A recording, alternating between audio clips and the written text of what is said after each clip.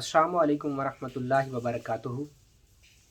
میں اپنے تمام نئے آنے والے معزز ممبران کو اپنے یوٹیوب چینل اور اپنے فیس بک پیج پہ ان کو خوش آمدید کہتا ہوں، اور جیسا کہ میرے تمام شاگردوں کو اس بات کا بخوبی نالج ہے کہ ہم سورہ اخلاص پر روحانیت، سورہ اخلاص پر ریاضت اور اس کی روحانیت کی بات کر رہے ہیں، تو بہت زیادہ ہم نے اس پہ بات کی، کوشش کی کہ اس کو اچھے سے ہم ڈسکس کریں، اور انشاءاللہ العزیز سورہ اخلاص سے ہی ہم اپنے راہ سلوک کی جو ابتدا کی ہے، تو میری کوشش رہے گی کہ ہم راہ سلوک کی جو انتہا ہے وہ بھی سورہ اخلاص سے ہی کریں۔ تو انسان چونکہ لالچی ہے، انسان کے اندر جہاں پہ اور بہت سارے نقائص ہیں وہاں پہ ایک نقص لالچ کا بھی ہے، کہ انسان کے اندر لالچ بھی ہوتی ہے کہیں نہ کہیں، وہ دنیاوی فتوحات یا دنیاوی فوائد بھی چاہتا ہے اللہ کے قرآن سے، اور اس میں کوئی شک نہیں کہ قرآن میں دنیا اور آخرت دونوں کی خیریں چھپی ہوئی ہیں، لیکن ہم میں بہت سارے ایسے ہیں جو غور اور خوض نہیں کرتے۔ تو اب ہم آتے ہیں کہ سورہ اخلاص میں پوشیدہ ایک اور راز میں آپ سے ڈسکس کرنے والا ہوں، اور وہ یہ ہے کہ کچھ لوگ نہیں بلکہ بہت سارے عاملین کاملین سے بھی آپ نے یہ بات اکثر و بیشتر گاہے بگاہے سن رکھی ہوگی کہ جی فلاں عامل کے پاس فلاں موکل ہے، فلاں عامل کے پاس فلاں جنات کی روحوں کی ارواح کی تسخیر ہے، فلاں کے پاس ہمزاد ہے، فلاں کے پاس ہم جنس ہے، فلاں کے پاس فلاں شکتی اور طاقت ہے، فلاں کے پاس یہ چیز ہے، فلاں کے پاس کوئی سدھی ہے، یا کسی کے پاس یہ روحانی، اکثر و بیشتر ہم یہ چیزیں سنتے رہتے ہیں کہ کسی کے پاس پریوں کی تسخیر ہے۔ تو یہ اصل میں اس کا، اب ہم سورہ اخلاص میں بھی اس کا ایک خاص راز ہے، تو ہم اس پہ بات کرتے ہیں، لیکن اس پر بات کرنے سے پہلے میں آپ لوگوں کو ایک بات، بڑی دلچسپ بات بتاتا چلوں۔ یہ جو علم روحانیت ہے، اس میں جو حقیقت ہے وہ کچھ اور ہے، اور جو باتیں مشہور کی جا رہی ہیں روحانیت سے ریلیٹڈ وہ کچھ اور ہیں۔ مثال کے طور پہ کچھ لوگ شعبدہ بازی کا مظاہرہ کر کے اور کچھ غیب دانی کی باتیں بتا کے تو وہ اس چیز کا ارتکاب یا راگ الاپتے ہیں کہ ہمارے پاس جی جنات ہیں، ہمارے پاس ہمزاد ہے، ہم یہ کر سکتے ہیں اور ہم یہ کر سکتے ہیں اور فلاں فلاں فلاں۔ تو در حقیقت ان دعووں کی حقیقت کیا ہے؟ ان دعووں کی کوئی حقیقت نہیں ہے، اور 100 میں سے 80% یہ ساری چیزیں تقریباً جھوٹ پر مبنی ہوتی ہیں۔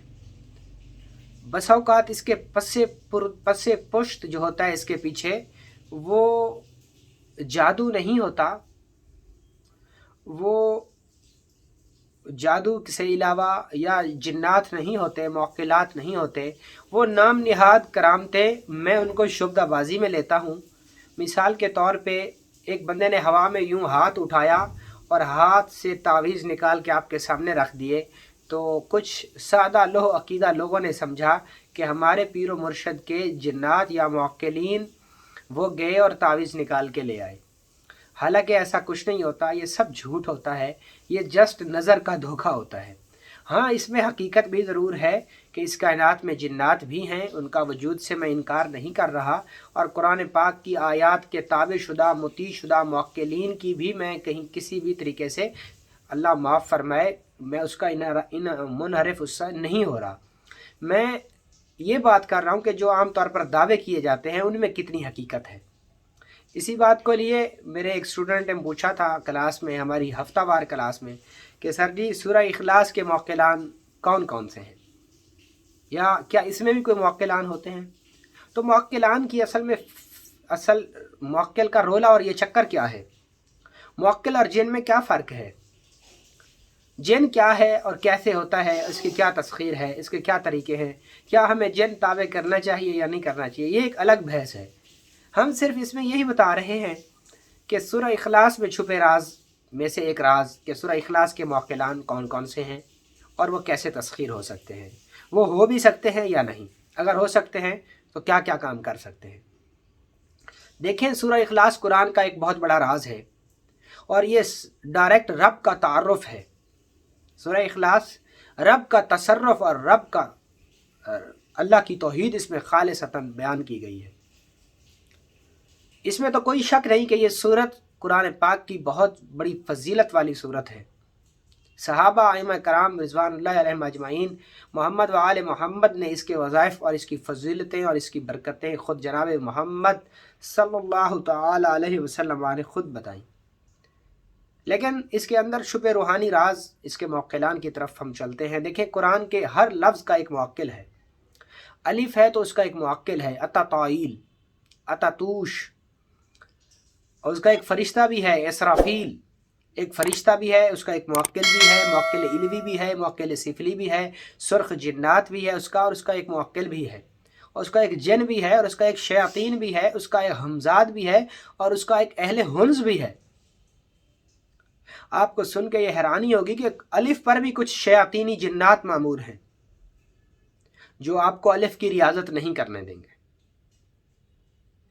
मिसाल के तौर पे एक बंदा है, वो अलिफ पर रियाजत कर रहा है, वो अलिफ पर रियाजत और रूहानियत कर रहा है। अगर वो आजिब या इसराफील बहक या अलिफ इस पर रियाजत कर रहा है तो अलिफ के अंदर जो रूहानी ताकत है उसके पहुंचने से पहले असफलीन की चीज़ें, कुछ शयातीनी चीज़ें उसके सामने आ जाएंगी जो अलिफ पर ही मामूर हैं, जो कि अहले हुन्स कहलाती हैं, जो अलिफ की असल रूहानी तसर्रुफ तक आपको नहीं पहुंचने देती।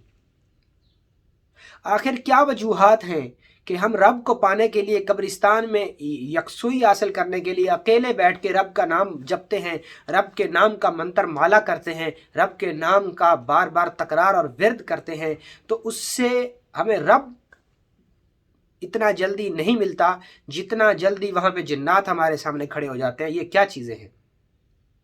हमारा मतलूब व मकसूद तो वो चीज़ें नहीं हैं। राह सलूक का असल जिन्नात को ताबे करना तो है ही नहीं। ये तो चंद मनाजिल हैं जो राह सलूक के दरमियान में कुछ वाक़ियात ज़हूर पजीर होते हैं, इंसान उनको अपनी मंजिल ना समझे।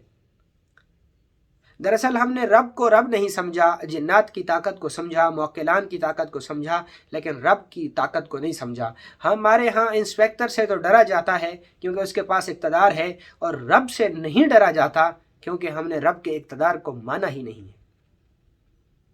जिस दिन आप रब को रब मानने लग जाएंगे तो उससे डरने लग जाएंगे तो उसकी जितनी मखलूक़ात हैं अल्लाह तस्खीर करके तुम्हारे कदमों में डाल देगा। बहुत सारे लोग हैं जो जिन्नात को ताबे करने के गर्ज से निकलते हैं और बहुत सफ़र करते हैं, अपना वक्त और पैसा बर्बाद करते हैं, जी चिल्ले काटे जा रहे हैं हमजाद को ताबे करने के लिए, बड़ी बड़ी अजियतें दी जा रही हैं, ख़ुद को बड़ी बड़ी परहेज़ किए जा रहे हैं, लेकिन रिज़ल्ट ज़ीरो होता है। क्योंकि जो हकीकत है उससे हमें रोशनास कराया ही नहीं गया। सूरह इखलास के अंदर जो छुपा एक राज जिसकी आज हम बात कर रहे थे हैं कि सूरह इखलास के अंदर कौन कौन से मौक़िलात हैं। सूरह इखलास के अंदर अल्लाह के 3 नाम इस्तेमाल हुए हैं। सबसे पहला नाम अल्लाह है जो कि उसका ज़ाती नाम है अल्लाह, दूसरा अहद है, और तीसरा समद है। एक अहद है, एक समद है और एक अल्लाह है। ये 3 इस्म अल्लाह के इस्तेमाल हुए हैं और इन्हीं तीनों के ही मौक़िलात हैं। सूरह इखलास के सबसे पहले मौक़िल का नाम जो है वो है जनाब अब्दुल्ला। जो सूरह इखलास के अंदर पहला मौक़िल है वो उसका नाम अब्दुल्ला है, और सूरह इखलास का जो दूसरा मौक़िल है उसका नाम अब्दुल अहद है, और इसी तरीके से सूरह इखलास का तीसरा और आखिरी मौक़िल जो उसका नाम है वो अब्दुल समद है। ये 3 मौक़िल हैं, अब्दुल्ला, अब्दुल अहद और अब्दुल समद। जब हम इसके पूरे रूहानी सफ़र को मुकम्मल तय कर लेंगे, हमारा पूरा एक बड़ा काफ़िला और कारवां बन जाएगा, और जब हम अपने अंदर इसकी पूरी रूहानी ताकत को अपने अंदर जज्ब कर लेंगे, तो जिस तरीके से मेरे पीर मुर्शिद हज़रत पीर सैयद यूसुफ शाह मशहदी सब्ज़वारी रहमतुल्लाह ताला अलैह ने मुझे ये सिलसिला तालीम किया, मुझे इस पर इसकी रियाजत कराई, तो इंशाअल्लाहुल अज़ीज़ ये सारा नॉलेज आपकी अमानत है, तो मैं आपको ये ज़रूर तालीम करूँगा, लेकिन अभी उसमें से बड़ी देर है। हमारे यहाँ ये होता है कि शुरू के जब 40 दिन पूरे होते हैं तो हम समझते हैं कि जी अभी तक कुछ आया तो नहीं, अभी तक तो कुछ हुआ तो नहीं। अल्लाह के बंदे, सबसे पहले तो अपने जिस्म के अंदर उसकी रूहानियत को तो पैदा कर। जब वो रूहानियत तेरी कमाल को पहुंचेगी تو اسی روحانیت کی ایک شکل بن کے تیرے سامنے آ جائے گی جس کو تو موکل کہتا ہے۔ وہ قرآن کا نور ہی تو ہے، وہ قرآن کی نوری مخلوق ہی تو ہے جس کے پیچھے دنیا ماری ماری پھر رہی ہے۔ اور یہ جو لوگ کہتے ہیں نا کہ جی موکلات یا جنات یہ کر دیتے ہیں، یہ کر دیتے ہیں، یہ کر دیتے ہیں، یہ چیزیں کچھ بھی نہیں کر سکتی جب تک میرا رب نہ چاہے، کیونکہ یہ اللہ کے کلام کے زیر اثر ہے۔ اللہ کے کلام کے زیر اثر ہونے سے مراد یہ ہے کہ یہ اللہ ہی کے زیر اثر ہے۔ اگر تیرا رب نہیں چاہے گا تو ان چیزوں کو کبھی نہیں پا سکتا۔ ہاں تم بھٹک سکتے ہو، کفر اور شرک کی تاریکی میں ڈوب سکتے ہو، یہ ہو سکتا ہے، لیکن کامیاب نہیں ہو سکتے۔ اگر کامیابی چاہیے تو سب سے پہلے آپ اپنے اندر روحانیت اور اپنی ریاضت کو پیدا کریں۔ کسی ایک خاص سورہ اور آیت کو لیں اور اس پر باقاعدہ کسی پیر و مرشد سے آپ بیعت ہو کر اجازت لیں اور اس سلسلے کے اسباب کو لے کے اس کی روحانیت اپنے اندر پیدا کریں، اور جب آپ کمال کو پہنچیں گے تو آپ یقین جانیں کہ یہ عبد الاحد، عبد الصمد اور عبداللہ یہ آپ کی خدمت پر معمور ہو جائیں گے بغیر ان کی دعوت کے کیے۔ آپ ان سے فرینڈشپ تو کریں، آپ اپنے آپ کو اس اہل تو کریں۔ اقبال نے کہا تھا نا کہ کوئی قابل ہو تو ہم شانے کئی دیتے ہیں، کوئی قابل ہو تو ہم شانے کئی دیتے ہیں، ڈھونڈنے والوں کو دنیا بھی نہیں دیتے ہیں۔ ہم نے پریاس ہی نہیں کیا، ہم نے کوشش ہی نہیں کی۔ آپ اپنا مطلوب و مقصود رب کو رکھیں، جنات تو آپ کے قدموں میں پڑے رہیں گے۔ یہ محض باتیں نہیں کر رہا آپ کو، میں آپ کو حقیقت بتا رہا ہوں۔ بڑے اولیاء اللہ اور صالحین نے ہمیں یہ چیزیں بتائی اور سکھائی اور سمجھائی ہیں کہ جب ہم رب کے ہو جاتے ہیں تو رب کی ساری مخلوق خود بخود تسخیر ہو کے آپ کے قدموں میں آ جائے گی۔ کیا جناب سلیمان علیہ السلام نے کوئی چلے کاٹے تھے؟ ہمارے ایک بزرگ جنہوں نے مٹی کو سونا بنا دیا تھا، کیا انہوں نے چلے کاٹے تھے؟ نہیں، انہوں نے رب کو منایا تھا۔ جب آپ کا تصرف سب سے احد ذات سے جڑ جائے گا نا، قل هو اللہ احد، احد کی ذات سے آپ کا ریلیشن مضبوط ہو جائے گا نا، تو پھر جنات اور موکلین اور اسفلین کی چیزیں یہ کچھ نہیں رکھیں گی آپ کے لیے معنی۔ پھر یہ چیزیں خود اپنے مسائل کا حل آپ کے پاس تلاش کرنے آئیں گی۔ ہمارے ہاں اصل میں یہ سمجھا جاتا ہے کہ شاید انہی کے پاس سب سے بڑی طاقت ہے، رب تو ہے ہی نہیں۔ رب نے ان کو مخلوقات کہہ کر پکارا ہے، ان کے اندر کوئی ایسی پاور نہیں ہے جتنی پاور تیرے رب کے پاس ہے۔ اگر تو رب کو رب سمجھ کے اور اس سے ڈر اور اپنے گناہوں سے توبہ اور استغفار کر تو رب اپنی ساری اس کائنات میں چھپی مخلوق تیرے اوپر مسخر کر دے گا۔ جنات کو چھوڑیے، اللہ والوں نے تو شیر کی سواریاں کی، تو وہ کیسے ہوا؟ یہ تصرف کیسے بیٹھا؟ شیر کو چھوڑیں، اللہ والوں نے تو دلوں پہ حکومت کی، یہ کیسے ہوا؟ جب تو اپنا اوڑھنا اور بچھوڑنا رب پر جاری کر دے گا۔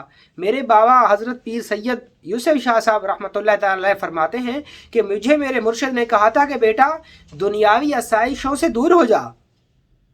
جب تو خود کو بند کر لے گا کسی چیز کے اندر، اپنے آپ کو مخصوص کر لے گا عمل کے لیے، رب کے لیے، تو پھر کیا ہوگا؟